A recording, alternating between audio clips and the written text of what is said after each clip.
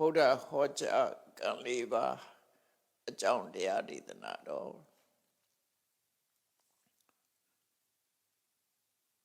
မြတ်စွာဘုရားဟာ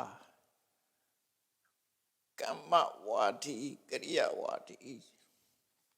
ဘုရားမှန်သမျှကံတရားနဲ့ပတ်သက်ပြီးဟောပြောတယ်ကံတရားရှိတယ်လို့ဟောပြောတယ်ကံတရားဆိုတာပြုလုပ်လို့ဖြစ်တယ်ဆိုတာလေမြတ်စွာဘုရားဟောတယ်ကမ္မဝါဒီကရိယာဝါဒီကံအကြောင်းကိုဟောပြောလေးရှိတယ်အဲ့တော့လောကမှာကံကိုညှင်းပယ်တဲ့ဝါဒတွေရတာရှိသေးတယ်ကံကိုညှင်းပယ်ခြင်းကံ၏အကျိုးကိုညှင်းပယ်ခြင်းအကြောင်းမှန်သမျှကိုညှင်းပယ်ခြင်း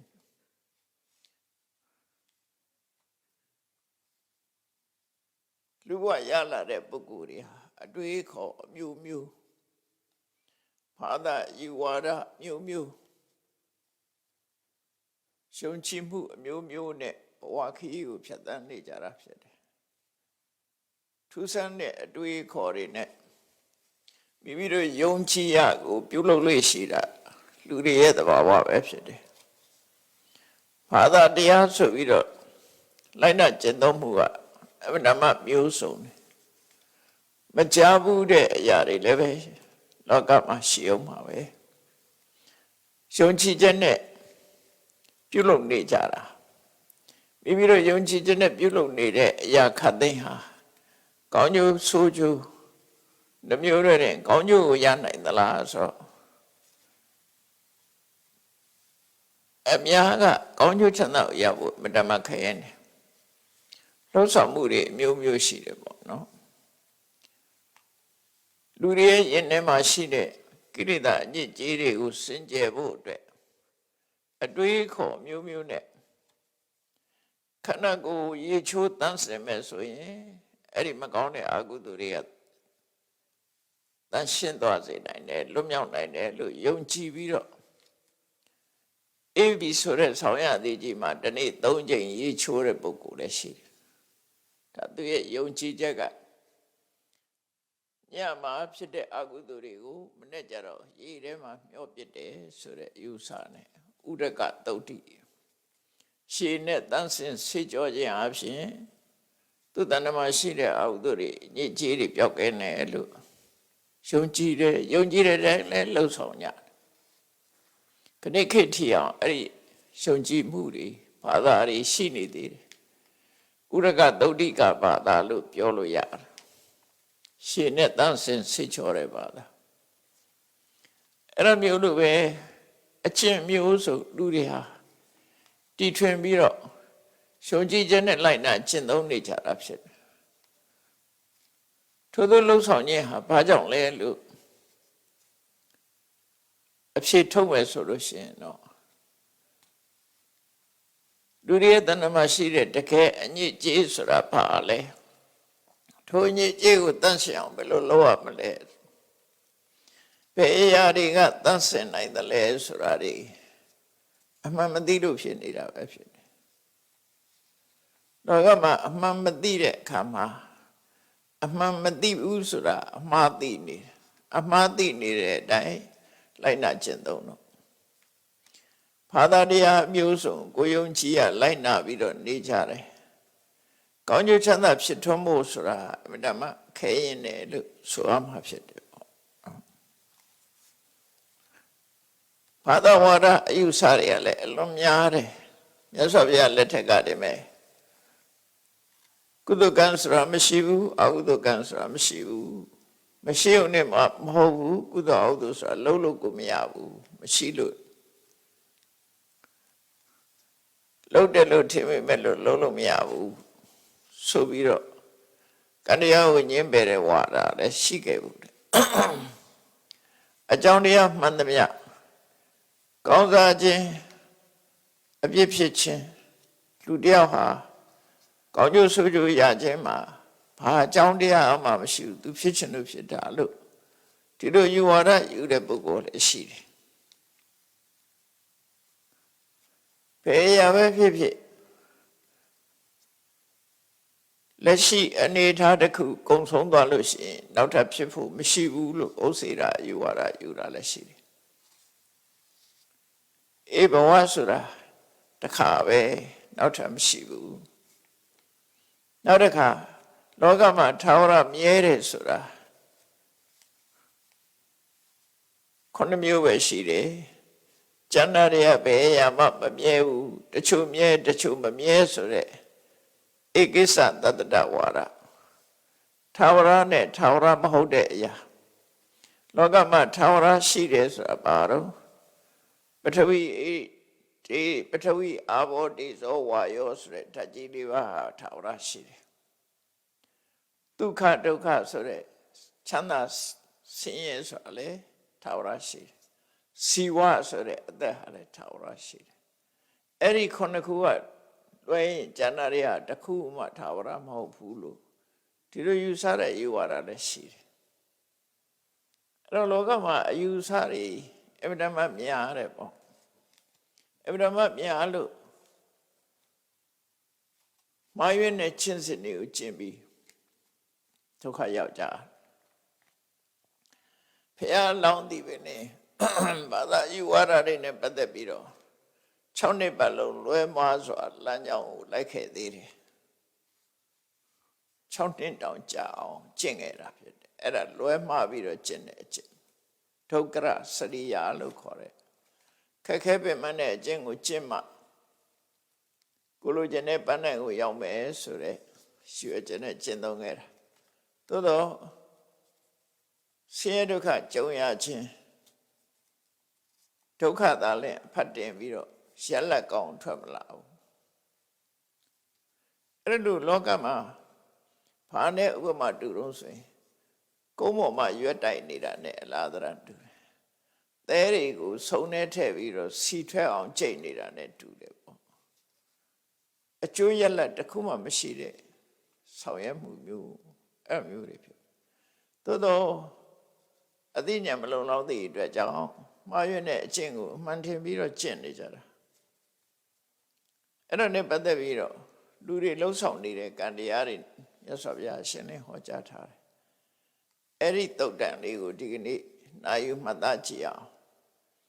လွယ်မှားစွာကျင့်နေတဲ့ပုဂ္ဂိုလ်2ယောက်ကိုဟောတဲ့ဘုရားဟောကြားကံ၄ပါးကံ၄မျိုးခွဲပြီးတော့ဟောကြားထားတာလေးကိုမှတ်သား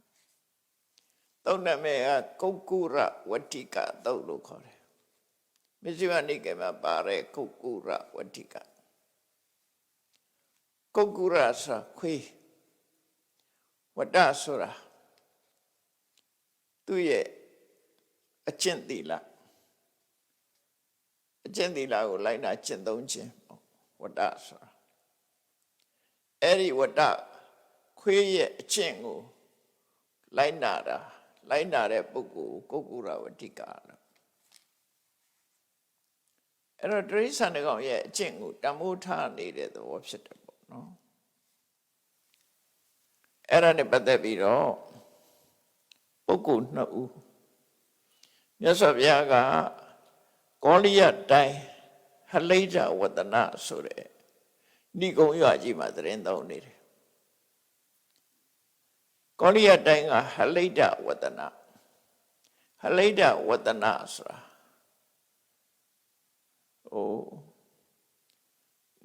ဟလိဒဆိုတာနွင်းကိုခေါ်တာပေါ့ဟလိတိတို့ဟလိဒနွင်းအောင်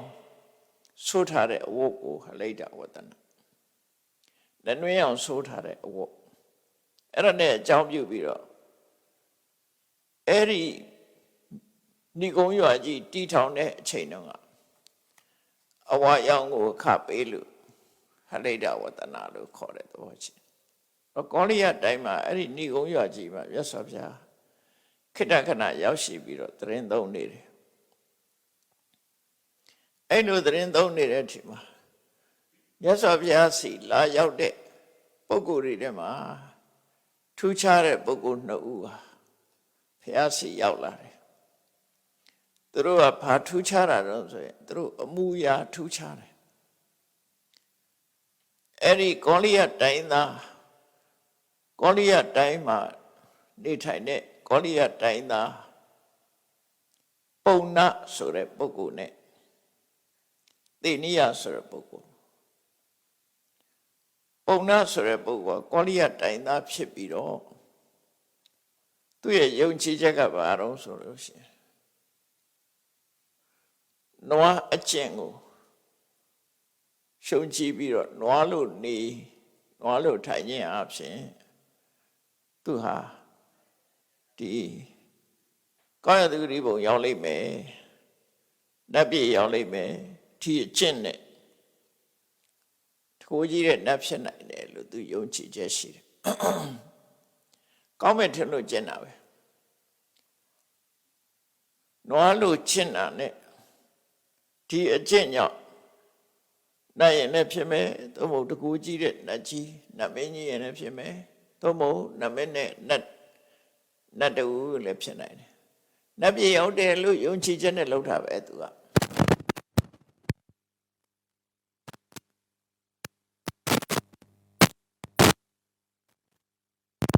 ုံကြည်မှုကတော့တော်တော်ထူးဆန်းတဲ့အကျင့်တစ်ခုပဲเนาะသူနဲ့မိတ်ဆွေတယောက်ကတော့အစေလကဘာသာဝင်အဝမို့တဲ့ခိုင်ပေါ့ဝလိစလစ်နေတဲ့ခိုင်ဒီကနေ့ခေတ်မှာလည်းအဲ့ဒါတွေရှိတယ်နိကက်တွေနော်အဝမို့တဲ့လူတွေရှိတယ်သူကအဲ့ဒီလိုပဲအဝမို့တဲ့ပုဂ္ဂိုလ်သူ့နာမည်ကတော့သေနိယလို့ခေါ်တယ်သူတို့ကမိတ်ဆွေနှစ်ဦးအကျင့်ကြတော့ဘာကျင့်တော့ဆိုရင်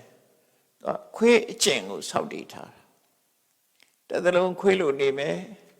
ခွေးလို့စားမယ်ခွေးလို့သွားမယ်ခွေးလို့အိပ်မယ်ခွေးအမှုရာတွေအားလုံးကိုသူကလက်ခံကျင့်တော့တယ်သူရွယ်ချက်ကလည်းပဲခွေးလို့ကျင့်လို့ပြည့်ပြည့်စုံစုံကျင့်နိုင်လို့ရှိရင်တကိုးကြီးတဲ့နတ်ကြီးဖြစ်နိုင်တယ်လို့အဲ့လိုလွဲမှားစွာယုံကြည်မှုတွေနဲ့သူတို့ဟာကျင့်တာနှစ်ပေါင်းများစွာကျင့်လာတယ်မြတ်စွာဘုရားစီသူတို့တန်ငယ်ချင်းနှစ်ဦးဘုရားစီရောက်လာကြတယ်ရောက်လာတဲ့အခါမှာဒီနွားကျင့်တဲ့ပုံနာကမြတ်စွာဘုရားကိုတရုတ်တသိရှိခိုးပြီးတနေရာမှာထိုင်နေတယ်သူကတော့လူလိုနေတဲ့သဘောရှိတယ်အဲ့ဒီချိန်ဘုရားကိုရှိခိုးတယ်ရှိခိုးပြီးတော့တနေရာမှာထိုင်တယ်သို့တော့ဝလိစလစ်နေတဲ့ခွေးလိုကျင့်တဲ့သေနိယကတော့သို့မြတ်စွာဘုရားစီရောက်လာတဲ့အခါမှာရှင်ကြီးကြီးမြတ်စွာဘုရားကိုနှုတ်ဆက်စကားပြောတယ်အဲ့ဒီချိန်ဒီမှတော့သူကခွေးလိုတော့မဟုတ်တော့ခွေးကစကားမှမပြောတတ်တာနော်အဲ့ဒီကျတော့ခွေးကျင့်ခဏထားပြီးတော့လူလိုနှုတ်ဆက်စကားပြောတယ်ပြောပြီးတဲ့အခါမှာ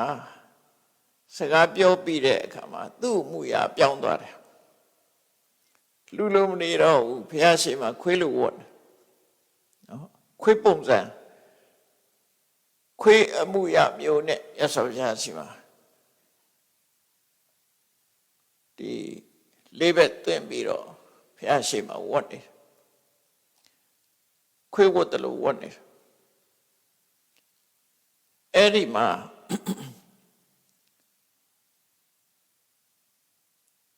နွားလို့ကျင့်တဲ့ပုံနာကမြတ်စွာဘုရားကိုလျှောက်တယ်ရှင်ဘုရားတဲ့ဒါတပည့်တော်ရဲ့တန်ငယ်ချင်းဝလိစရိတ်ကျင့်တဲ့ခွေးကျင့်ကိုလိုက်နာကျင့်သုံးတဲ့သေနိယဖြစ်ပါတယ်သူဟာအဲ့ဒါမှလူတကမလုံးနိုင်တဲ့အကျင့်ကိုသူကျင့်နေတာဖြစ်တယ်အစာစားတဲ့အခါမှာမြေကြီးပေါ်ချကျွေးတာကိုပဲသူစားတယ်ခွေးလို့ပေါ့နော်မြေကြီးပေါ်ပုံကျွေးမှစားတယ်ခွေးကျင့်ကိုကျင့်နေတယ်သူဟာနှစ်ပေါင်းများစွာခွေးကျင့်ကိုစောင့်တည်ထားပြီးတော့ပြည့်ပြည့်ဝဝခွေးကျင့်ကိုကျင့်နေစေဖြစ်ပါတယ်တဲ့သူ့ရဲ့နောက်ဘဝမျောလင်းချက်ကဘာများဖြစ်နိုင်မလဲ ခွေးကျင့်ကိုတော့သူကယုံကြည်ချက်နဲ့အပြည့်အဝကျင့်နေသူဖြစ်တယ်နောက်ဘဝမှာသူဘာဖြစ်လာနိုင်တယ်လဲဖျားကိုအဲ့ဒါပုံနာအစပြီးတော့မေးလိုက်တာပြီးတော့မြတ်စွာဘုရားကပုံနာဒီမေးခွန်းငါမမေးပါနဲ့မမေးပါနဲ့မင်းငါတခါမဟုတ်ပါဘူးဖျားဆိုပြီးတော့ထပ်မေးပြန်တယ်မြတ်စွာဘုရားဒုတိယအကြိမ်နဲ့မင်းငါမမေးပါနဲ့ဒီမေးခွန်းကိုမမေးပါနဲ့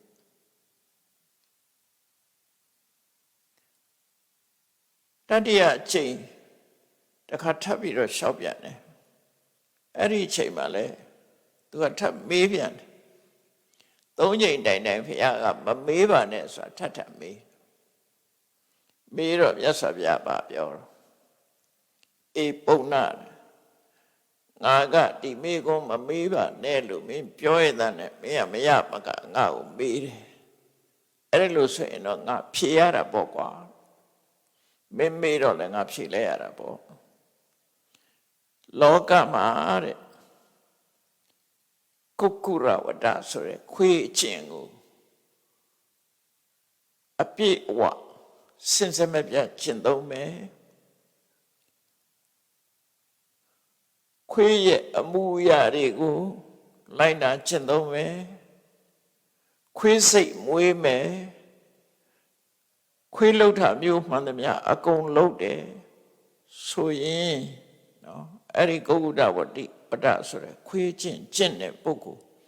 ပြည့်ပြည့်စုံစုံသူအကယ်၍ကျင့်သွားလို့ရှိရင်တော့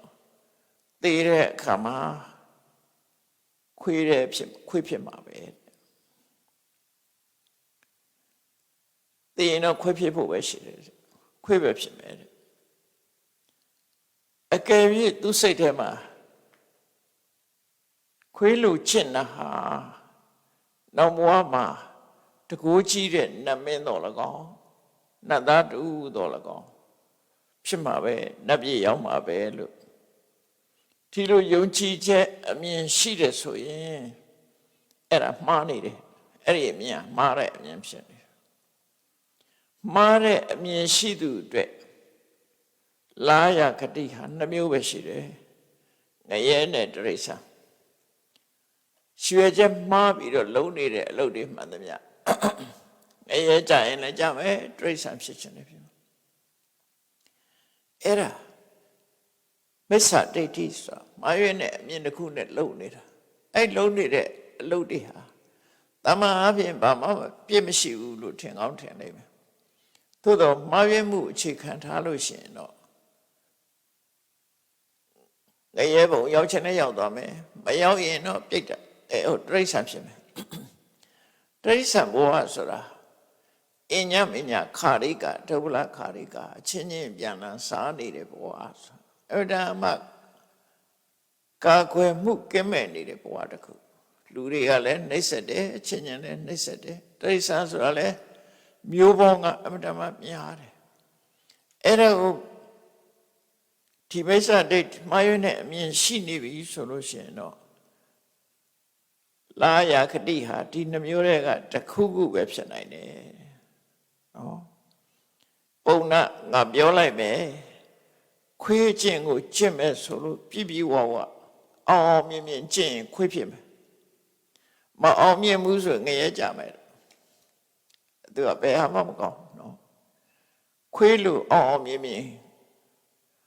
ခွေးလို့ကျင့်တယ်ဆိုတာအိတ်ထားခွေးလို့အိတ်တယ်နော်စားတော့လေခွေးလို့စားတယ်ကျင့်ကြီးကျင့်ငယ်စုံတော့လေခွေးလို့ပဲသွားရင်လေလေးဘက်ထောက်သွားတယ်အလုံးခွေးရဲ့စတိုင်အပြည့်ဝယူထားတာဒီလိုဆိုလို့ရတယ်နော်ခွေးစတိုင်အပြည့်ဝယူရအဲ့ဒီတိုင်တတ်နိုင်သမျှခွေးလို့နေခွေးလို့ကျင့်အဲ့လိုလေမြတ်စွာဘုရားကဖြေလိုက်ရောမေးတဲ့သူကနွားလို့ကျင့်တဲ့သူကမေးတာဘယ်သူအတွက်မေးတာတော့ဆိုခွေးလို့ကျင့်တဲ့သူတငယ်ချင်းအတွက်မေးပေးတာဟိုလူကနားထောင်နေတာအဲ့တော့မြတ်စွာဘုရားကခွေးလို့ကျင့်တာအပြည့်အဝကျင့်ရင်ခွေးဖြစ်မယ်အပြည့်အဝမဟုတ်ဘူးဆိုရင်ငရဲကြမယ်ဘာကြောင့်ငရဲကြတာတော့ဆိုမှားရွေးနဲ့အမြင်ရှိလို့ငရဲကြတာ အဲ့လိုလည်းပြောလိုက်ရောခွေးလို့ကျင့်တဲ့သေနိယဆိုတာကဖះရှိမှငိုတော့တာပဲသူကမျက်ရည်ကြီးငယ်ပေါက်ပေါက်ကြာပြီးတော့ဖះရှိမှအတန်ထွက်ပြီးတော့ငိုတာအဲ့တော့မြတ်စွာဘုရားကပုံနာကိုပြောတယ်နွားလို့ကျင့်တဲ့ကောင်ပြောတာမင်းငါမမေးပါနဲ့လို့ပြောတာမရဘူးတဲ့ဒီမင်းကိုမမေးနဲ့လို့ငါပြောတာမရဘူးတဲ့အခုဟိုကောင်ငိုးနေပြီနော်ဟိုကောင်ငိုးနေပြီငါပြောတာမရဘူးအဲ့တော့သူကလျှောက်တယ်အရှင်ဘုရားတဲ့အရှင်ဘုရားပြောလို့ငိုတာမဟုတ်ပါဘူးတဲ့တပည့်တော်ဟာဒီခွေးအကျင့်ကိုနှစ်ပေါင်းများစွာဆောက်တည်ပြီးတော့စနစ်တကျလိုက်နာကျင့်သုံးခဲ့တာဖြစ်ပါတယ်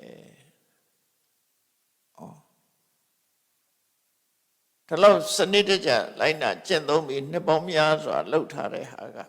အခုလို့ဖြစ်ရမယ်ဆိုတော့တပည့်တော်ဝမ်းနဲ့လို့ငိုတာပါရှင်ဘုရားပြောလို့ငိုတာမဟုတ်ပါဘူးဆိုပြီးတော့ तू ကနွားလို့ကျင့်တဲ့ပုံနာအတွက်မိကုံးမိပြန်တယ်အရှင်ဘုရားဒါတပည့်တော်တန်ခဲ့ခြင်းပုံနာပါ तू ကနွားလို့ကျင့်တာနဲ့ तू လည်းပဲနွားကျင့်ကိုနှစ်ပေါင်းများစွာဆောက်တည်ထားတယ်နွားလို့ကျင့်နေတာခုမှမဟုတ်နှစ်ပေါင်းများစွာကျင့်တာအဲ့တော့သူ့ရဲ့လာရဂတိရောဘာဖြစ်မလဲဆိုတော့မြတ်စွာဘုရားကသေနိယမင်းဒီမေကုန်းကိုထားလိုက်ငါ့ကိုမမေးနဲ့မဟုတ်ပါဘူးဗျာပေးပြရစေပါဒုတိယအချိန်မြတ်စွာဘုရားကမမေးပါနဲ့ဆိုမေးပြန်တတိယအချိန်ထိအောင်မြတ်စွာဘုရားတာမြစ်တော်လဲသူကဆက်ပြီးတော့မေးတယ်နွားကျင့်ကိုပြီးပြီးဝါကျင့်သူဘာဖြစ်မှာလဲဆိုတော့မြတ်စွာဘုရားကဲ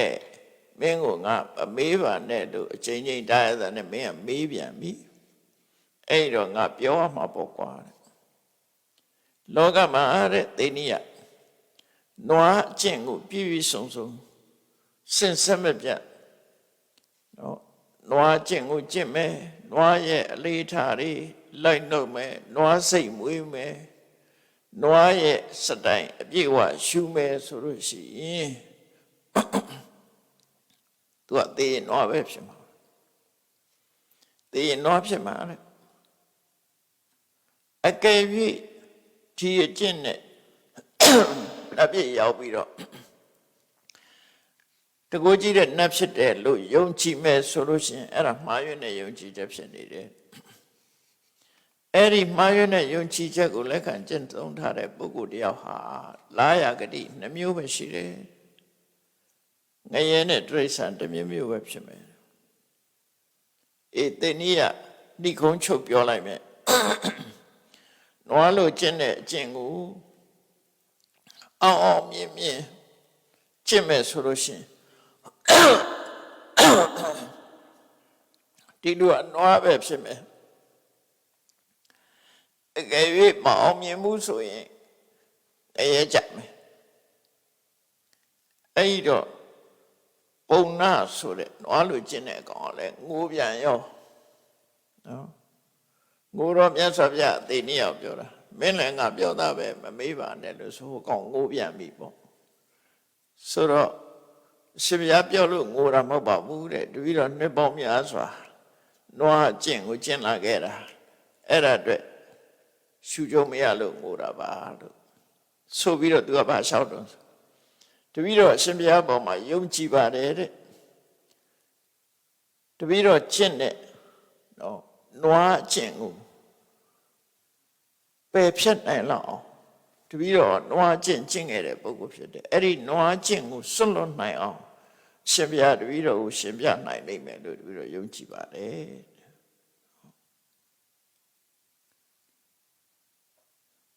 တပည့်တော်ရဲ့တန်ငယ်ချင်းသေနိယဆိုတဲ့ပုဂ္ဂိုလ်လဲသူလဲခွေးကျင့်တာနှစ်ပေါင်းများစွာကြာလာပြီရှင်ဘုရားကရှင်းပြလို့ရှင်လဲသူလဲခွေးကျင့်ကိုစွန့်ပယ်နိုင်လိမ့်မယ်လို့ယုံကြည်ပါတယ်လို့သူတို့နှစ်ယောက်စလုံးဒီအကျင့်တွေကိုစွန့်လွတ်နိုင်လောက်အောင်ရသော်ဗျာကိုယုံကြည်ပါတယ်တရားဟောပေးပါသူတို့မှားယွင်းကြောင်းကိုသိအောင် တရားဟောပေးပါဆိုမြတ်စွာဘုရားအဲ့ဒီမှာနွားချင်းနဲ့ခွေးချင်းရဲ့လာရကတိကိုဟောပြီးပြီအဲ့ဒီချိန်မှာမြတ်စွာဘုရားကံ၄ပါးကိုရှင်းပြလိုက်တာသူတို့နှစ်ယောက်ကိုကံ၄ပါးပဲရှင်းပြတယ်တခြားတရားမဟုတ်ဘူးဘာလို့လဲဆိုရင်သူတို့လိုက်နာကျင့်သုံးမှုနဲ့ပတ်သက်ပြီးနေ့စဉ်လုံးနေတဲ့ကံတရားဟာဘယ်လိုအကျိုးပေးတယ်ဆိုတာကိုသိရှိနားလည်အောင်ဒါဗုဒ္ဓဟောကြားကံ၄ပါးဆိုတာဒီမှာတမန်ကံတွေနဲ့ထူးခြားတဲ့ဒါကံ၄ပါးရသော်ပြသုံးနဲ့စကလုံးနဲ့ကြည့်ကံ၄ပါးဆိုတာတဲ့အမဲရောင်ဖြစ်ပြီးတော့အမဲရောင်အကျိုးကိုပေးတဲ့ကံကတစ်ခုနော်ဆိုလိုတာကအလုပ်တစ်ခုဟာမကောင်းတဲ့အလုပ်ဖြစ်ပြီးမကောင်းတဲ့အကျိုးပေးတာစာလို့ပြောမယ်ဆိုရင်ကံဏဝိပါကကံဏဆိုတာမဲနဲ့တော့ကံဏဝိပါကမဲနဲ့တော့အကျိုးဆိုအထိပ္ပယ်ကမဲတာဒီအယောင်မဲလို့ပြောတာမဟုတ်ဘူးဘဝမှာဘယ်တော့မှမတောက်ပြောင်နဲ့မကောင်းမှုအကုသိုလ်အလုပ်ကိုကံကိုကဏလို့ခေါ်တယ်အမဲနော်အမဲရောင်အကျိုးပေးတော့လည်းမကောင်းတဲ့ဆင်းရဲတဲ့အကျိုးပေးတာကိုကဏ္ဍဝိပါကမကောင်းမှုလုပ်ပြီးတော့မကောင်းတဲ့အကျိုးရတယ်အဲ့ဒါကိုကဏ္ဍဝိပါကအမဲရောင်ဖြစ်ပြီးတော့အမဲရောင်အကျိုးပေးတယ်ဆိုလိုတဲ့အဓိပ္ပာယ်က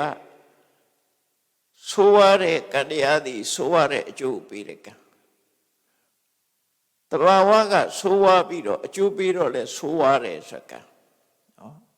တဘာဝကဆိုးတဲ့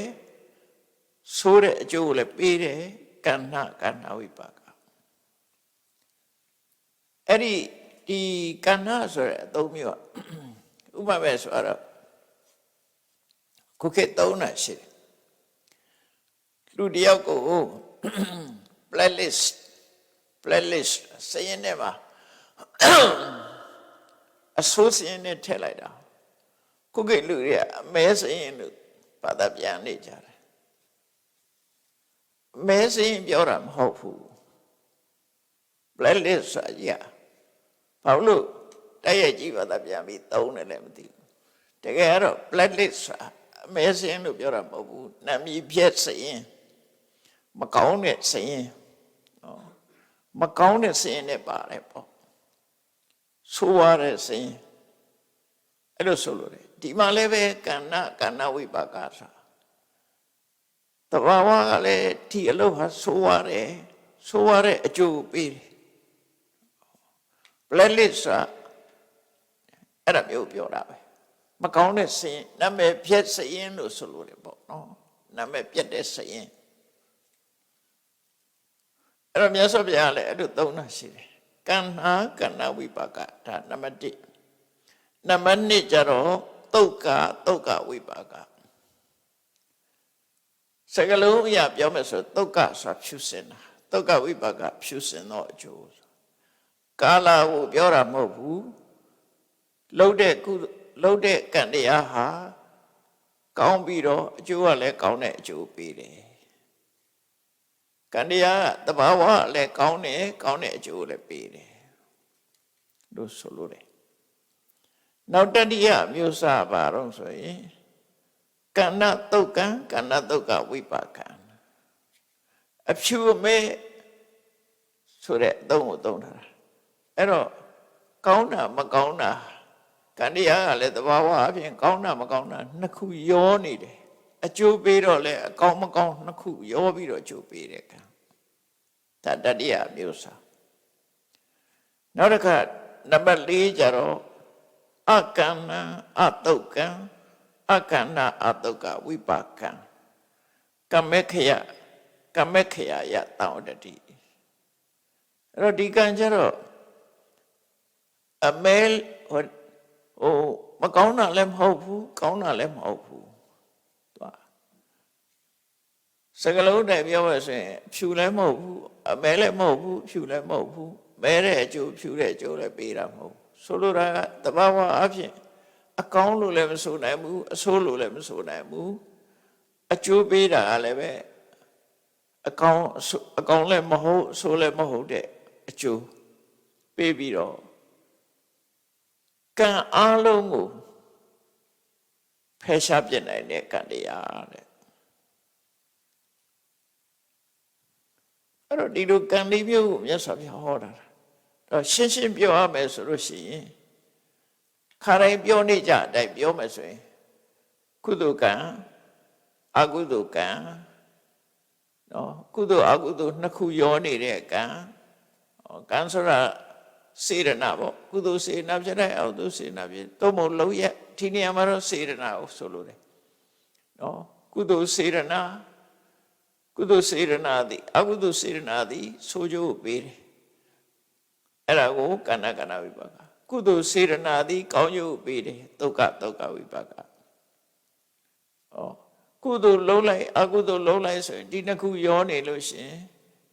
ကုသိုလ်နဲ့အကုသိုလ်ရောထွေးနေတယ်ကုသိုလ်လုံးအကုသိုလ်တစ်ဖက်ကကုသိုလ်လုံးတယ်တစ်ဖက်ကအကုသိုလ်လုံးတယ်ဆိုပါစို့တစ်ဖက်ကတရဝရီတတ်တယ်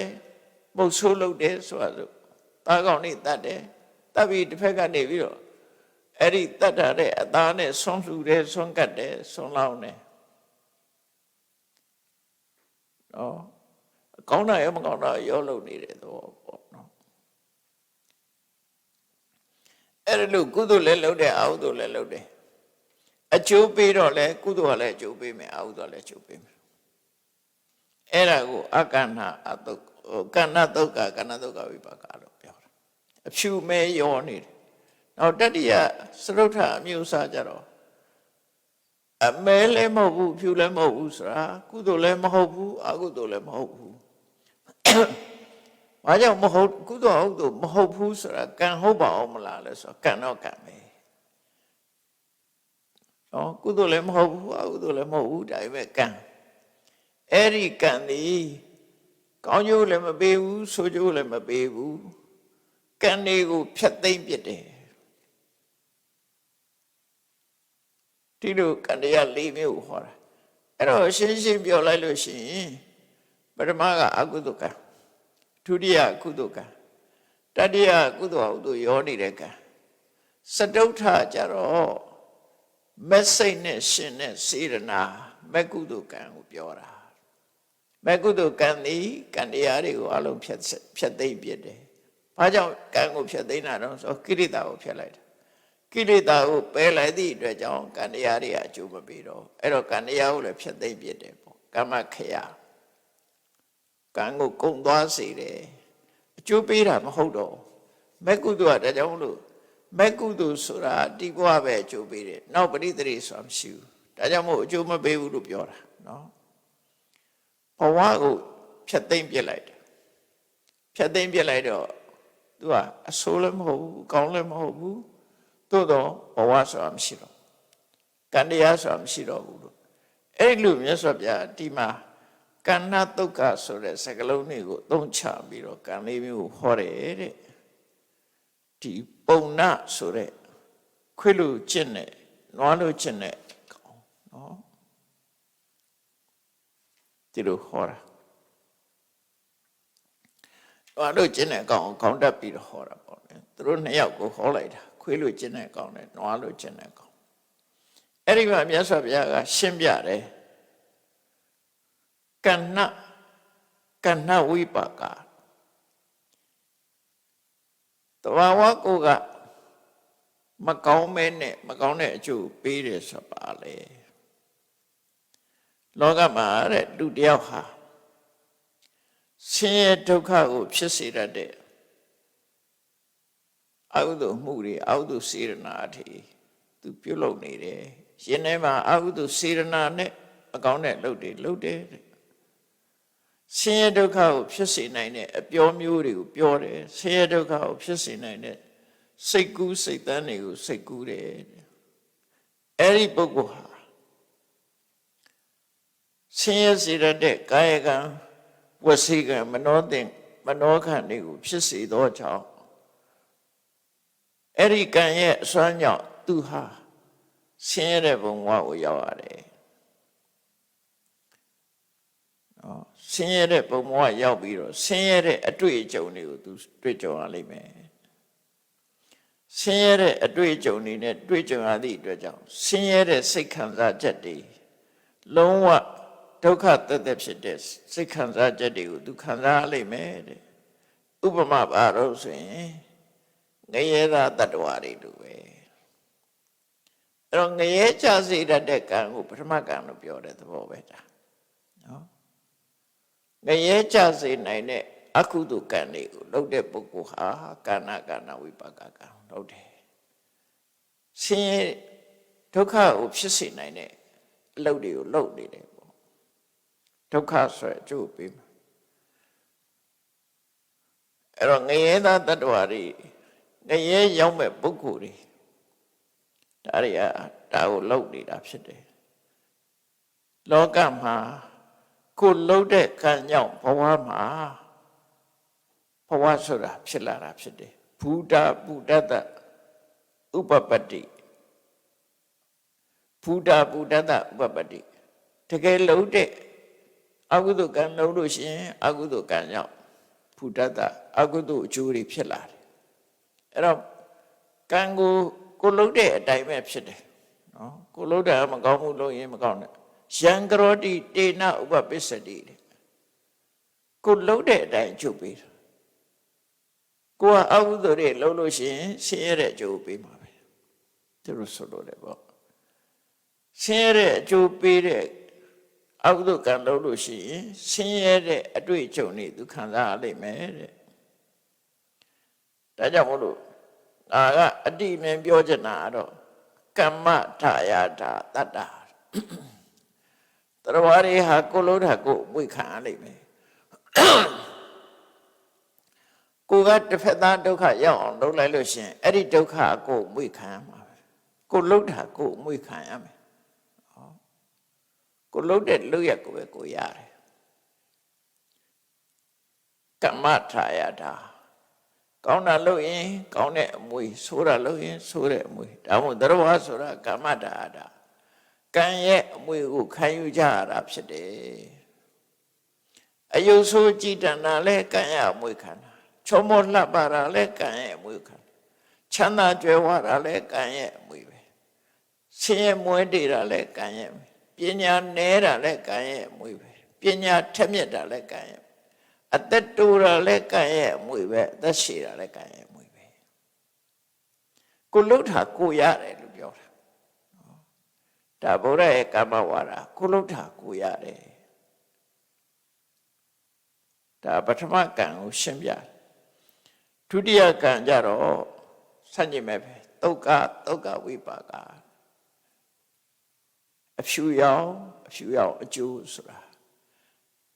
တဘာဝအဖြစ်ကောင်းပြီးတော့ကောင်းကျိုးချမ်းသာကိုပေးတဲ့ကံမျိုးလောကမှာကာယကံဝစီကံမနောကံကိုလို့သမျှကံတရားတွေဟာဒုက္ခဖြစ်စေတတ်တဲ့ကံမျိုးမဟုတ်ပဲနဲ့ကောင်းကျိုးချမ်းသာကိုရစေနိုင်တဲ့ကာယကံဝစီကံမနောကံတွေကိုစိတ်ဆော်ပြီးတော့ပြုလုပ်တယ်တဲ့အဲ့ဒီလိုစိတ်ဆော်ပြုလုပ်သည့်အတွက်ကြောင့်ချမ်းသာဒုက္ခရှိတဲ့ဘုံမျိုးကိုသူဖြစ်ရတယ်တဲ့အဲ့ဒီပုဂ္ဂိုလ်ဟာအဲ့ဒီအကျိုးပေးပြီဆိုရင်ချမ်းသာဒုက္ခရှိတဲ့ဘုံဥပမာမဲတဲ့နော်လုံးဝချမ်းသာတဲ့ဘုံမောဆိုတာသူပကိဏ္ဏပြမဘုံလို့ပဲသူပကိဏ္ဏပြမဘုံဆိုတာအမတမချောပေါ်လှပပြီးအယောင်ဝါရီတောက်ပနေတဲ့ပြမဘုံအဲ့ဒီလိုဆိုလိုတာကဒါသူပကိဏ္ဏဘုံဆိုတော့သမထကျင့်စဉ်ကျင့်ပြီးတော့ဆံရအောင်အားထုတ်တယ်ဒုတိယဆံတတိယဆံအဲ့ဒီအားထုတ်တဲ့ဆံကုသိုလ်တွေကိုရည်ညွှန်းပြီးတော့မြတ်စွာဘုရားပြောတာအဲ့ဒါကြတော့ကုသိုလ်တက်တက်ပဲအကုသိုလ်မပါဘူးတဲ့အဲ့တော့အဲ့ဒီဘုံဘဝမှာသူ့ရဲ့အတွေ့အကြုံတွေကကောင်းတာတွေကြီးပဲတွေ့ကြုံမယ်နော်သူ့လောက်တာဘူတာပုဒ္ဒတဥပပတ္တိ ကိုလို့တဲ့ကံကြောင့်ကိုလို့တဲ့စစ်မှန်တဲ့အကျိုးတရားရတယ်ယံကရောတိဒေနဥပပစ္စတိကိုလှုပ်တာကြောင့်ကိုရတာကိုဖြစ်တာပဲတဲ့ဒါကြောင့်မို့ကမ္မထာရတတ္တာကောင်းမွေဆိုးမွေဒီနေရာမှာကောင်းမွေတွေကိုသူခံရမယ်လို့မြတ်စွာဘုရားရှင်းပြတယ်နောက်တတိယမျိုးစားနဲ့ပတ်သက်ပြီးတော့လောကအချို့ပုဂ္ဂိုလ်တွေဟာကုသိုလ်လုံးလိုက်အကုသိုလ်လုံးလိုက်ကာယကံမြောက်ကုသိုလ်တွေလည်းလုပ်တယ်အကုသိုလ်လည်းလုပ်တယ်ရောထွေးပြီးတော့စကားပြောရင်လည်းကောင်းတဲ့စကားပြောလိုက်မကောင်းတဲ့စကားပြောလိုက်စိတ်ထဲကစိတ်ကူးရင်လည်းပဲမကောင်းတဲ့စိတ်ကူးတွေစိတ်ကူးလိုက်ကောင်းတဲ့စိတ်ကူးတွေဆိုတယ်ကောင်းတာမကောင်းတာနှစ်ခုရောထွေးပြီးတော့လုံနေတဲ့ပုဂ္ဂိုလ်တရားတဲ့အဲ့ဒီလိုလုံနေရင်အဲ့ဒီပုဂ္ဂိုလ်ဒီဒုက္ခဒုက္ခရောထွေးနေတဲ့လောကမှာဖြစ်ပါလိမ့်မယ်ဖြစ်ရမယ်အဲ့ကျရင်ဒုက္ခဒုက္ခအတွေ့အကြုံနှမျိုးစလုံးတွေ့ကြုံလိမ့်မယ်ဒုက္ခနဲ့လည်းတွေ့မယ်ဒုက္ခနဲ့လည်းတွေ့မယ်ဒုက္ခဒုက္ခနဲ့တွေ့ရင်စိတ်ခံစားချက်တွေကလည်းဒုက္ခဆိုတာဖြစ်မယ်ဒုက္ခဆိုတာလည်းတွေ့ကြုံဝေါကိဏဒုက္ခဒုက္ခချမ်းသာဆင်းရဲရောထွေးနေတာအဲ့ဒီပုဂ္ဂိုလ်မျိုးဖြစ်တယ်ဥပမာဘသူတွေနဲ့တူတော့လူသားတွေလူပြေကလူတွေဟာချမ်းသာကြီးမရနိုင်ဘူးနော်ဒုက္ခတလဲဒုက္ခတလဲကိုလုခဲ့တဲ့ကံကချမ်းသာဒုက္ခနဲ့ဆင်းရဲဒုက္ခရောထွေးနေတာဒါကြောင့်လူဘဝရောက်လာရင်နေကောင်းတဲ့အခါရှိတယ်နေမကောင်းတဲ့အခါရှိတယ်ဒုက္ခရောက်တဲ့အခါရှိတယ်ပျော်ရွှင်ရတဲ့အခါရှိတယ်အဲ့လိုချမ်းသာဆင်းရဲအမျိုးစုံကြုံတွေ့နေရတယ်လူဘဝမှာမြတ်စွာဘုရားတော့မလွတ်ဘူးလူဘဝမှာအေးစစ်စစ်မရှိဘူးနော်မကောင်းတာနဲ့လည်းတွေ့တာပဲကောင်းတာနဲ့လည်းတွေ့တာမျိုးစုံတွေ့တယ်ရှမ်းသူနဲ့လည်းတွေ့တယ်မိတ်ဆွေနဲ့လည်းတွေ့တယ်ပြောစရာကောင်းတဲ့အခါရှိသလိုစိတ်ညစ်စရာကောင်းတဲ့အခါလည်းရှိအဲ့ဒါပါတော့ကိုလှုပ်ခဲ့တာကိုကကောင်းတာရောမကောင်းတာရောထွေးပြီးတော့လှုပ်ခဲ့တာတဲ့ပြီးတော့တချို့နတ်တွေကလည်းတကယ်ချမ်းသာမဟုတ်ခုနသူဘကိဏဆိုတဲ့ပြမကြတော့လုံးဝစိတ်ညစ်တာမရှိဘူးသူတို့ကြတော့နတ်တွေကြတော့လည်းပဲစိတ်ညစ်ရသေးတယ်နတ်ကြတော့စိတ်ညစ်လို့သေတဲ့နတ်ရှိတယ်အဲ့ဒါမနောပရောတိကနတ်လို့ခေါ်တယ်စိတ်ဆိုးပြီးတော့သေတဲ့နတ်ရှိတယ်ခိတ္တပရောတိကနတ်ဆိုတာအပျော်ကျူးပြီးတော့သေတဲ့နတ်ရှိတယ်နတ်ကလည်းဂျက်လစီများတယ်နတ်တို့ကသူ့ရဲ့အချမ်းရံနေနဲ့ယထာစီးပြီးဥယျာဉ်ထွက်လာလို့ရှင်အဲ့ဒါကိုမြင်တဲ့တခြားနတ်ကဒီကောင်ကကြွဆောင်နေဆိုပြီးတော့မနာလို့ဖြစ်လာမနာလို့ဖြစ်တာအဲ့ဒီရှေ့သွားတဲ့နတ်ကိုနောက်ကလိုက်တဲ့နတ်ကမနာလို့ဖြစ်တော့ရှေ့သွားတဲ့နတ်ကလှည့်ကြည့်လိုက်တဲ့ကမနာလို့တဲ့မျက်နှာရိပ်တွေတွေ့ရတယ်တွေ့တော့ငါကုသိုလ်နဲ့ငါရတာမင်းကဘာဆိုင်လို့လဲငါ့ကိုဘာလို့မနာလို့ဖြစ်ရလဲသူကလည်းပြန်ပြီးတော့စိတ်ဆိုးတယ်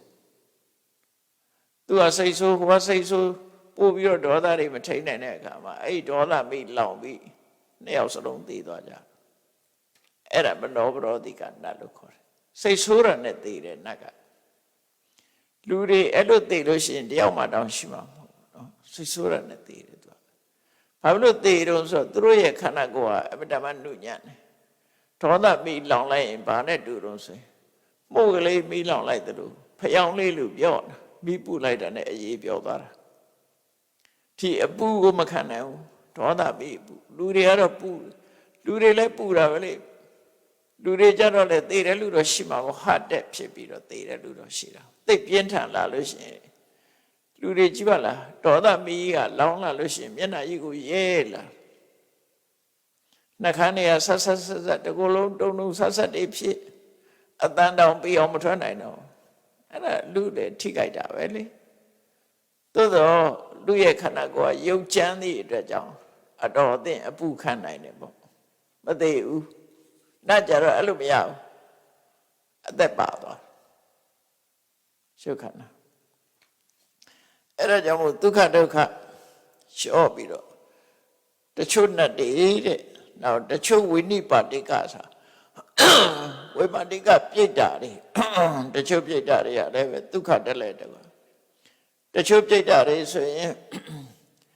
နေခံညဆံညခံနေဆံဆိုတာရှိတယ်နေခါမှာတော့ဘုံမိမ့်မှန်နဲ့နေတယ်ညရောက်လာတဲ့အခါကျတော့ငရဲခံညပြန်တယ်အဲ့လိုနေခံညဆံဆိုတာရှိဒုက္ခဒုက္ခရောလုံးလာတယ်အဲ့ဒါကတတိယအမျိုးအစားလို့ဆိုလို့တယ်အဲ့တော့အကဏအတုတ်ကဆိုရယ်သုထအမျိုးအစားကြတော့အဖြူလည်းမဟုတ်မဲလည်းမဟုတ်သို့မဟုတ်အကောင်းလည်းမဟုတ်ဆိုးလည်းမဟုတ်ကောင်းကျိုးပေးမှအကောင်းခေါ်တာကောင်းဆိုးလည်းမဟုတ်ကောင်းကျိုးလည်းမပေးဆိုးကျိုးလည်းမပေးကောင်းကျိုးဆိုးကျိုးမရှိပဲနဲ့ကံတရားကိုပယ်ဖြစ်တဲ့ကံတရားသူလည်းကံမယ်အဲ့ဒီကံကဘယ်လိုကံတော့ဆိုအကုသိုလ်ကို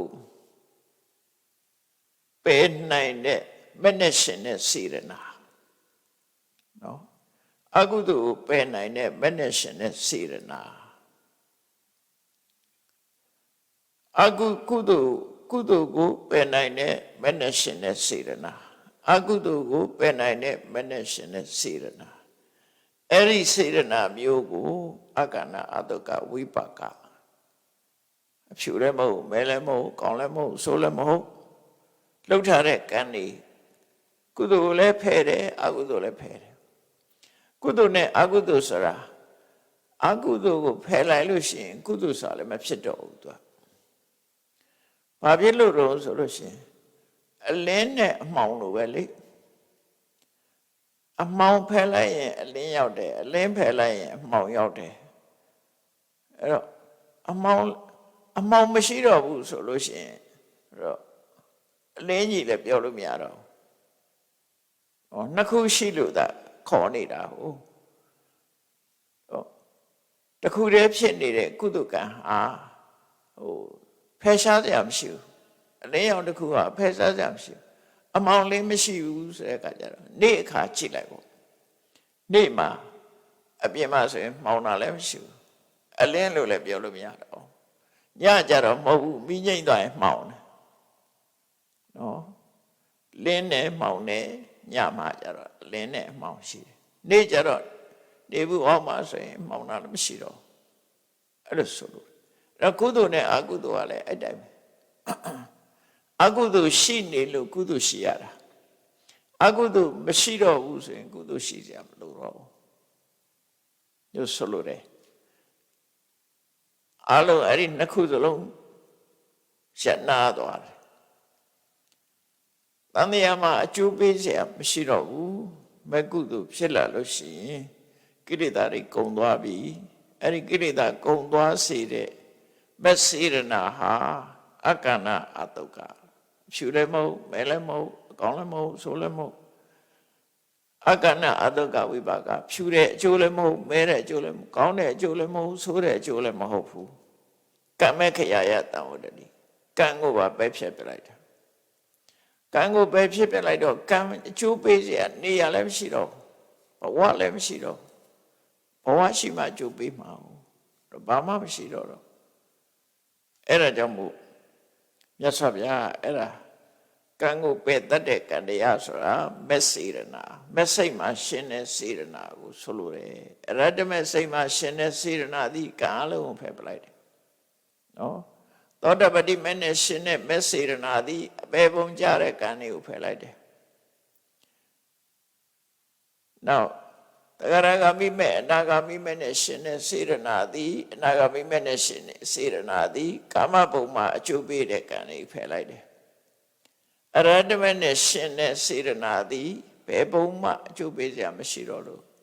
ကံတရားအလုံးကိုဖယ်လိုက်ပြီးသားဖြစ်သွားတယ်အဲ့တော့ဘုံရှိနေခြင်းသည်ကံရှိနေခြင်းကြောင့်ဘဝရှိနေခြင်းသည်ကံရှိနေခြင်းကြောင့်ကံရှိနေခြင်းသည်ကိလေသာရှိနေခြင်းကြောင့်မစိတ်ကကိလေသာကိုဖယ်လိုက်လို့ရှင်ကံအကျိုးပေးလို့မရဘူး ကံကျိုးပေးလို့မရလို့ရှိရင်ကံကျိုးပေးရဘုံဆိုလည်းမရှိတော့အဲ့ဒါကိုအကန္နာအတုက္ခအကန္နာအတုက္ခဝိပါကလို့ဒီနေရာမှာမြတ်စွာဘုရားကံ၄မျိုးခွဲခြားပြီးတော့ဟောတာဒါကတန်တရားဝကလွတ်တဲ့တတိယကံမျိုးကတန်တရားဝကလို့အဲ့တော့တတိယကံကဘယ်လိုကံတုံးလို့မေးလို့ရှိရင်ဝိပဿနာတရားအထုတ်လို့ရလာတဲ့မဲ့အဲ့ဒီမဲ့နဲ့ရှင်တဲ့စေတနာကိုဆိုလိုတယ်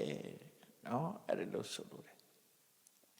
ဝိပဿနာတရားအထုတ်မှရလာဝိပဿနာတရားအထုတ်တဲ့အချိန်မှာဝိပဿနာဉာဏ်နဲ့ရှင်တဲ့ကံကကုသိုလ်ကံနော်ကုသိုလ်ကံသူကအကျိုးပေးစီအဲ့တော့ဝိပဿနာကိုအကြောင်းပြုပြီးတော့ပေါ်လာတဲ့မဲ့နဲ့ရှင်တဲ့စေတနာကြတော့အကျိုးမပေးတော့ကိရိတာတွေကုန်သွားတယ်ဒီလိုအဓိပ္ပာယ်မျိုးဆိုလိုတယ်ပေါ့နော်အဲ့ဒီလိုမြတ်စွာဘုရားကဒီဘဝတစ်ခုကလွတ်မြောက်ဖို့ဆိုတာအခုလိုအဖြူလည်းမဟုတ်မဲလည်းမဟုတ်နော်တဘာဝတရားကိုပယ်ဖြတ်တဲ့မက်စေရနာဆိုတဲ့သရုတ်ထကံမျိုးရမှသာလျှင်လုံးဝဖြူစင်တယ်ခေါင်းကနွားလို့ကျင့်နေခွေးလို့ကျင့်နေလို့ရှင်ဒါအမဲပဲဆိုးပဲတွေ့မယ်မကောင်းတဲ့လူရကမကောင်းတဲ့အကျိုးပဲပေးမှာပဲဆိုတာကိုမြတ်စွာဘုရားနားလေသဘောပေါက်အောင်ဟောလိုက်တာအဲ့ဒီကနေလွတ်ချင်လို့ရှိရင်မင်းတို့ဒီအကုသိုလ်လည်းမဟုတ်ဘူးကုသိုလ်လည်းမဟုတ်ဘူးနော်ကုသိုလ်ကံအကုသိုလ်ကံနှမျိုးပဲဖြတ်နိုင်တယ်မက်စေရနာဆိုတဲ့မက်ဆိုတဲ့ကုသိုလ်မျိုးရအောင်ကြိုးစားအထောက်အမယ်လို့ဒီလိုအတိပေးလိုက်တဲ့အခါကျတော့ပုံနာဆိုတဲ့နွားလို့ကျင့်တဲ့ကောင်သဘောပေါက်သွားပြီသူကပဲရှောက်ရှင်ဘုရားရှင်းပါတယ်ဗျာကောင်းလိုက်တာရှင်ဘုရားရှင်းပြတာတပည့်တော်သဘောပေါက်နားလည်သွားပြီဖုံးထားတဲ့အရာကိုဖွင့်ပြလိုက်တယ်လို့လမ်းမနေတဲ့ပုဂ္ဂိုလ်ဒီလမ်းကသွားဆိုပြီးတော့ညွှန်ပြလိုက်တယ်လို့အမောင်ထဲမှာမိထွန်းပြလိုက်တယ်လို့ရှင်းလင်းသွားပါပြီတဲ့ဒါကြောင့်ဒီနေ့ကနေစပြီးတော့သူဥပဒကလို့မှတ်တော်မူပါဘုရားတရားသံဃာယရဏသုံးပါးစိကလို့ဥပဒကအဖြစ်မှတ်ပါလို့သူကလူဥပဒကဖြစ်နွားချင်းတဲ့ကောင်ကနွားချင်းကိုစွန့်လွတ်ပြီးတော့သူကသဘောပေါက်သွားတော့နွားချင်းကိုစွန့်လွတ်ပြီးတော့တာမန်ဥပဒကတရားဖြစ်ခံယူလိုက်တယ်အဲ့ဒီမှာဝလစ်စလင်းနဲ့လာတဲ့သေနိယဆိုတဲ့ခွေးလို့ချင်းတဲ့အကောင်ကတော့မြတ်စွာဘုရားကိုရှောက်တယ်ရှင်ဘုရားမှန်ပါတယ်ရှင်ဘုရားပြောတဲ့အတိုင်းရှင်းပါတယ်ဒါကြောင့်တပည့်တော်ရှင်ဘုရားဘုရားတရားသံဃာယရဏသုံးပါးကိုစိတ်ကပ်ပါတယ်အဲ့ဒါလျှောက်ပြီးတော့သူကဥပဒကလို့မလျှောက်တော့ဘူးနဲ့ဘုရားတရားသံဃာကိုတပည့်တော်ယုံကြည်ကိုးကွယ်ပါတယ်ဒါကြောင့်တပည့်တော်ဟာမြတ်စွာဘုရားရဲ့ထံမှာရှင်ပြုခွင့်ယဟန်ပြုခွင့်ရချင်ပါတယ်နော်ပပိစ္ဆာဆိုတာ initiation ရှေးဥစွာပပိစ္ဆာဆိုရှင်သာမဏေနောက်ပြီးတော့ဥပတံပရတိုးမြင့်ပြီးတော့ကျင့်တဲ့ယဟန်ဘုရားအဲ့ဒါမျိုးကိုရပါရစေပါလို့ဆိုမြတ်စွာဘုရားပြောတော့သေနိယတဲ့မင်းဟာဘာသာချာမှာအကျင့်နေတဲ့သူလည်းယဟန်တစ်ပါးပဲပေါ့အစိတ်လားဆိုအကျင့်နေတဲ့ပုဂ္ဂိုလ်တူဖြစ်နေအဲ့ဒီလိုဘာသာချာဖြစ်ပြီးတော့ဘာသာချာအနေထားနဲ့ဒီသာသနာမှာဝင်ပြီးတော့ယဟန်ခံခြင်းနဲ့ဆိုရင်ချက်ချင်းယဟန်ခံလို့မရဘူးတဲ့၄လမင်းလိုက်တာကျင့်သုံးမှုပြရမယ်၄လကျင့်သုံးရမယ်၄လဆိုင်ငံ့ရမယ်သူ့ကိုစောင့်ကြည့်မယ်၄လကျင့်ခိုင်းမယ်ဒါတွေလုပ်ဆိုပြီးတော့သူ့ကို၄လ training ပေးဦးမယ်နော်၄လ training ပေးပြီးတော့မှ၄လကုန်တဲ့အခါမှာယဟန်တွေကစိတ်တိုင်းကြပြီဆိုတော့မှယဟန်ကပေးမယ်ယဟန်ဖြစ်ဖို့ရစိတ်တိုင်းကြပြီဆိုမှဒါပေမဲ့လို့တဲ့ဒီကိစ္စမှာ ပုဂ္ဂိုလ်တုံးနဲ့တူအရေးချင်းမတူဘူးဆိုတာတော့ငါနားလဲတယ်တရားသိဥပဒေမဟုတ်ဘူးမြတ်စွာဘုရားဆိုလိုတာကမင်းဟာစိတ်ဓာတ်ဘလောက်ထက်သန်တယ်လဲထက်သန်မှုမရှိဘူးလားဆိုတာအဲ့ဒီပုဂ္ဂိုလ်တုံးနဲ့တူမတူတာကိုငါထည့်သွင်းပြီးစဉ်းစားတယ်အဲ့တော့စိတ်ဓာတ်ဒါထက်သန်နေတဲ့ပုဂ္ဂိုလ်ကြတော့လေးလဆိုင်စရာမလိုဘူးစိတ်ဓာတ်မထက်သန်တဲ့ပုဂ္ဂိုလ်လေးလဆိုင်ရမယ်သူကစောင့်ကြည့်မယ်အဲ့တော့ဗမာပြည်မှာဒါနဲ့ပတ်သက်ပြီးပြောမယ်ဆိုရင်တော့ဒီဘာသာကြားနဲ့တော့မဆိုင်ဘူးပေါ့နော်ဗမာပြည်မှာဘုန်းကြီးဝတ်ချင်အခုဝတ်ချင်တဲ့ဆိုအခုဝတ်လို့ရတယ်နော်ဘုန်းကြီးဝတ်တဲ့ပုဂ္ဂိုလ်လူလာပြီးတော့ရှောက်ရင်အခုပဲဒုံးတစ်ပါးရဟန်းခံလို့ရကိုရီးယားတို့ဘာလို့မဟာယာနတွေကြတော့အဲ့လိုဝတ်ချင်တယ်ဝတ်လို့မရဘူးသူတို့နော်ဘုန်းကြီးဝတ်ချင်တယ်ကိုရီးယားဘုန်းကြီးဝတ်တဲ့ဆိုရင်ကိုရင်ဘဝနဲ့4 နှစ် training ယူရတယ်သူ4 နှစ်နော်4 နှစ်ပြည့်ပြီဆိုမှသူ့ကိုရဟန်းခံပေးတာချက်ချင်းရဟန်းခံမပေးဘူးသူတို့မဟာယာနဂိုင်းနေကြထေရဝါဒဂိုင်းကတော့လာခဲ့ okay ကောင်းရိပ်ချက်ချင်းဝတ်ပေးလိုက်တယ်ဒါထေရဝါဒဂိုင်းမဟာယာနဂိုင်းကြတော့လာ4 နှစ်သင်တန်းတဲ့4 နှစ်ပြည့်လို့ရှိရင်သူက training ယူတဲ့ထဲမှာဘာတော့ဆိုရင်စိကံကျက်တစ်ခုကဘာတော့ဆိုရင်ရဟန်းတွေ့ရင်ချက်ချင်းကတော့ပြုတ်လားမပြုတ်လားအဲ့ဒါအဆောင်ကြည့်တယ်ကတော့ပြုတ်မှအဲ့ဒီကိုတော့ကလက်မှတ်ထိုးမှသူကရဟန်းဖြစ်တာလို့ဆိုမဖြစ်ဘူးရဟန်းတစ်ပါးလာနေတယ်လာနေတာကိုကတော့မပြုတ်ပဲနဲ့ထိုင်ရမထားပဲနဲ့နေတယ်ဆိုရင်သူလက်မှတ်ထိုးမပေးဘူးအမှတ်မရအောင်အဲ့ကြရင်သူရဟန်းမဖြစ်ဘူးအဲ့လိုလည်းရှိတယ်နော်သူတို့စီကြတော့တင်းကျပ်တဲ့စီမြင့်နေရှိအမျိုးသမီးတယောက်ဟာဘိက္ခုနီဝတ်ချင်တယ်ဆိုလို့ရှိရင်လေဒီတိုင်းပဲတာမဏေရီဘဝနဲ့လာကျင့်4 နှစ်ကျင့်ခြံတင်ဒီသူတို့ရဲ့တုတ်တန်တွေကိုရွရမယ်ဘုရားရှိခိုးရမယ်ဒီစိကံချက်တွေအကုန်လိုက်နာရတယ်နေရထိုင်နှံ့သွားတာလားစသည်အကုန်4 နှစ် training ပြီးမှဘိက္ခုနီဖြစ်ခွင့်ရှိတယ်ကိုရီးယားသွားတော့သိခဲ့တယ်သူတို့ပြောပြနော်တမန်နဲ့အဲ့တော့သူတို့အင်ကြီးဝတ်ထားတို့ဘာတို့ကတော့ရဟန်းနဲ့တူတယ်သို့တော့အင်ကြီးလက်မှာအနီရောင်ပတ်ထားအဲ့ဒီအနီရောင်ပတ်ထားရင်ဒါကိုရင် trainee ရဟန်းမဟုတ်သေးဘူး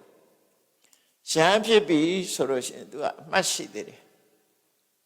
သူတို့မှာ ordination ရှိတယ်ကိုရင်ဘဝမှာဆိုလို့ရှိရင်အခုခေတ်တော့ဖျားမိပူဇော်နဲ့အမွှေးတိုင်နဲ့လောက်တာဖျားမိပူဇော်တဲ့အမွှေးတိုင်နဲ့မိထွန်းထားတဲ့အမွှေးတိုင်နဲ့ခေါင်းကိုအဲ့ဒါထိုးလိုက်တဲ့အခါကျတော့ share ဆိုပြီးတော့အဲ့နာလေးအနေရွက်ကလေးဖြစ်သွားမိဘူးနဲ့ကတ်လိုက်တယ်အဲ့ဒါတပေါက်ကိုရင်ဝင်းရင်တပေါက်ရဟန်းဖြစ်လို့ရှိရင်တစ်ခါတပေါက်နောက်တစ်ခါ body tata ordination ဆိုဘုရားလောင်းဖြစ်တစ်ခါခံယူတာကြတော့တပေါက်3ပေါက်ရှိတယ်သူတို့ကောင်းပါနှစ်ဖူးထက်နာနော်မိဘူးနဲ့ထိုးခံဟိုရှေးတုန်းကတော့ကြက်ပြားဝိုင်းကြီးနဲ့ကတ်တာဆိုအနေရွက်ကြီး3ခုရှိတယ်မိုးကုတ်မှာတခါငယ်တော့တွေ့ဦးတယ်တရုတ်ဘုန်းကြီးတစ်ပါးခူထဲမှာနေတာတကောင်းလုံးကြက်ပြားဝိုင်းနေဘာလို့လို့ဆိုရင်ဒါဝါရရင်တခါကတ်တာတဲ့ခေါင်းတောင်ရိတ်လို့ခက်သွားအမရွတ်တည်နဲ့ပြည့်အဲ့တကယ်မြင်ခဲ့ဘူးလားအဲ့ဒါနော်အခုကတော့ဒီကိုရီးယားဘိက္ခုနီတွေတို့မဟာယာနဘိက္ခုနီတွေတရုတ်ပြည်လာတာတို့ဗီယက်နမ်တို့ကလာတာတို့ကြတော့အဲ့ဒီခုနအမွှေးတိုင်လေးနဲ့တင်ကောင်းထိုးတာအဲ့ခသေးသေးလေးပဲဒါပေမဲ့ကြည့်လိုက်မြင်ရတယ်3ပေါက်အဲ့ဒါဆိုရင်တော့ဘိက္ခုနီဘဝပြည့်စုံအဲ့တော့အမျိုးမျိုးပဲယုံကြည်ချက်တွေကအဲ့တော့သူ့ကိုမြတ်စွာဘုရားက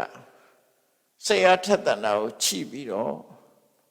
သူ့ကိုချက်ချင်းခွင့်ပေးလိုက်တယ်ရဟန်းဖြစ်ခွင့်ချက်ချင်းပေးလိုက်တယ်မြတ်စွာဘုရားအဲ့သူကရဟန်းဖြစ်သွားတယ် အစိလတေနိယကချက်ချင်းယံဖြစ်သွားပြီးတော့သူဟာမြတ်စွာဘုရားစီကကမ္မထံသင်ယူပြီးတော့တပါးတဲ့စိတ်ညစ်ရတော့မမေ့မလျော့ချိုးချိုးဆားဆားနဲ့နိဗ္ဗာန်ကိုဥတည်ပြီးတော့ကမ္မထံကိုချိုးချိုးဆားဆားအားထုတ်လိုက်တာသိမကြခင်ယန္နာဖြစ်သွားပါတယ်တဲ့ဒါတေနိယကတော့ယန္နာဖြစ်သွားတယ်ပုံနာကတော့ယန္နာမဖြစ်ဘူးလူဥပဒကအနေနဲ့ဘုရားကိုယ်ဝယ်တဲ့ပုဂ္ဂိုလ်အနေနဲ့ပဲဖြစ်တယ်ဒါကကုက္ကုဒဝတိကသုတ်တံမှာလာတဲ့တရားစကားတွေပဲဖြစ်တယ်အဲ့တော့ဒီသုတ်တံမှာလွဲမှားတဲ့အကျင့်ဒီအကျင့်တွေကိုကိုယ်ယုံကြည်ခြင်းနဲ့ကိုယ်လုံးနေကြတာအဓိကကတော့မြတ်စွာဘုရားဟောတယ်လို့ပဲကိုယ်လုံးတဲ့အလုပ်ဒီနော်ဒုက္ခကိုဖြစ်စေတတ်တဲ့အလုပ်ဒုက္ခကိုဖြစ်စေတတ်တဲ့အလုပ်ဒုက္ခဒုက္ခနှမျိုးလုံးရောထွေးနေတဲ့အလုပ်ဒုက္ခလည်းမဖြစ်ဒုက္ခလည်းမဖြစ်တန်တရားဝကလွတ်စေတတ်တဲ့အလုပ်လို့အဲ့ဒီကံတရား၄မျိုးကိုပိုင်ပိုင်ခြားခြားသိပြီးတော့ထို့တွေဟာဘယ်အလုပ်မျိုးကိုတန်တရားဝကလွတ်ပဲဆိုရင်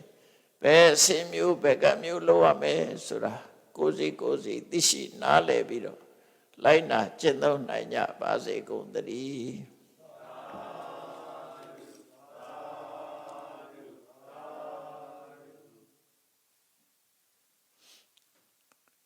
ရှိတဲ့ချာအရှင်ဖေယဖေယတပည့်တော်တို့သည်ဓမ္မအတိညာရရှိမှသာလျှင်နိဗ္ဗာန်ချမ်းသာကိုရမောပြုနိုင်ပါသောကြောင့်ဓမ္မအတိညာရရှိစေရန်ရှိတန်ကြလျက်ဓမ္မသဘင်ဆင်ကျင်ပါပြုလုပ်ကြ၍အမတဒါနာဓမ္မဒါနာ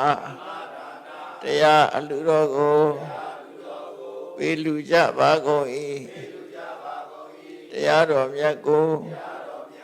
ယုတိလေးမြတ်စွာမမတ်သားသာ